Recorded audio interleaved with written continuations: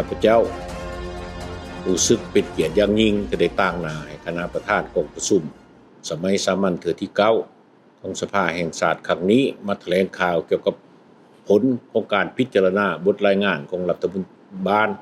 ในการจัดตั้งปฏิบัติบรรดานโยบายนิติกรรมกลไกในการพัฒนาพลังงานไฟฟ้าต่อบรรดาทานผู้มีสิทธิ์เลือกตั้งและพี่น้องของชาติลาวที่อยู่ต่างประเทศให้ได้รับทราบอย่างทั่วถึง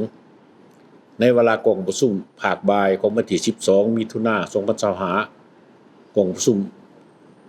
สมัยสามัญของสภาแห่งชาติได้ค้นคว้าพิจารณา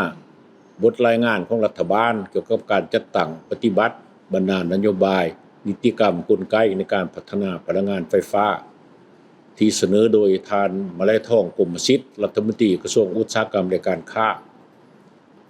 ก็คือการประกอบความเห็นของคณะประจำสภาแห่งชาติที่เสนอโดยท่านนางปิ่นคำราชสีมาประธานกรรมาธิการเศรษฐกิจเทคโนโลยีและสิ่งแวดล้อมจากนั้นบรรดาทานสมาชิกสภาแห่งชาติ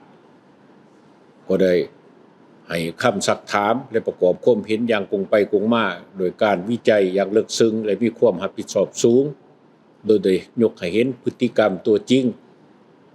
ที่ปรากฏขึ้นในภายในเขตเลือกตั้งของตนขอเรียนบรรดาทานผู้ต่างหน้าสื่อมวลชนและประชาชนลาวบรรดาเผ่าที่นับถือและฮักแพง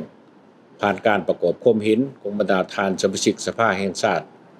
ต่อบทรายงานดังกล่าวนั้นโดยพื้นฐานไม่เห็นดีเป็นเอกภาพต่อบทรายงานของรัฐบาลรวมทั้งทิศทางและมาตรการจัดตั้งปฏิบัติในต้นหน้าแต่เพื่อให้การจัดตั้งปฏิบัติเวียกงานพลังงานไฟฟ้าที่ประเทศเฮาในต้นหน้ามีประสิทธิภาพประสิทธิผลสูงหรือมีผลประโยชน์สูงสุดให้แก่ประเทศชาติกองประชุมมอบให้รัฐบาลเอาใจใส่จัดตั้งปฏิบัติบางปัญหาเพิ่มเติมดังนี้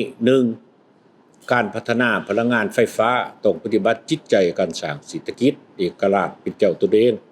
สุมใส่รับประกันการสนองไฟฟ้าให้แก่การพัฒนาเศรษฐกิจสังคมของประเทศชาติลดพรการนำเข้าไฟฟ้าจากต่างประเทศโดยการปรับปรุงระบบพลังงานไฟฟ้าให้มีความมั่นคงพิจารณาการผลิตพลังงานไฟฟ้าประเภทอื่นเช่นพลังงานความร้อนพลังงานไฟฟ้าแสงตะเวนและการผลิตไฟฟ้าพลังลมก็คือไฟฟ้าพลังงานประเภทอื่นรับประกันให้ผู้สมใช้สามารถนำใช้ไฟฟ้าที่มีราคาเหมาะสมและเป็นธรรม 2. ลงทุนในการก่อสร้างสายส่งไฟฟ้าแรงสูงแต่เหนือหอดใต้ให้สามารถรองรับเอากระแสไฟฟ้าจากเขื่อนต่างๆเพื่อส่งออกและส่งใส่อยู่ภายในและให้พิจารณารวมเอาสายส่งไฟฟ้าไปต่างประเทศเข้าในระบบดังกล่าวบ่ควรอนุญาตให้บรรดาโครงการลงทุนก่อสร้างสายส่งไฟฟ้าเป็นของตนเองพร้อมทั้งคนขัวสร้างนิติกรรมคุ้มครองไว้งานดังกล่าวให้สำเร็จ 3. ปฏิบัติกฎหมายและนิติกรรมใต้กฎหมายโดยเฉพาะกฎหมายว่าด้วยไฟฟ้าให้ชัดเจนรัดกุมพร้อมกับการประเมินคืนสร้างและปรับปรุงกฎหมายดังกล่าวให้แท้เหมาะและสอดคล้องกับสภาพการขยายตัวของเศรษฐกิจสังคมในแต่ละระยะโดยกำหน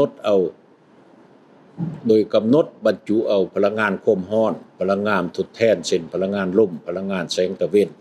เข้าในกฎหมายดังกล่าว 4. คุ้มครองติดตามกฎการและประเมินผลการจัดตั้งปฏิบัติสัญญาสัมปทานและเอกสารส่วนท้ายโครงการที่พัวพันกับการปฏิบัติพัฒนาด้านการเงินการชดเชยการเสียหาย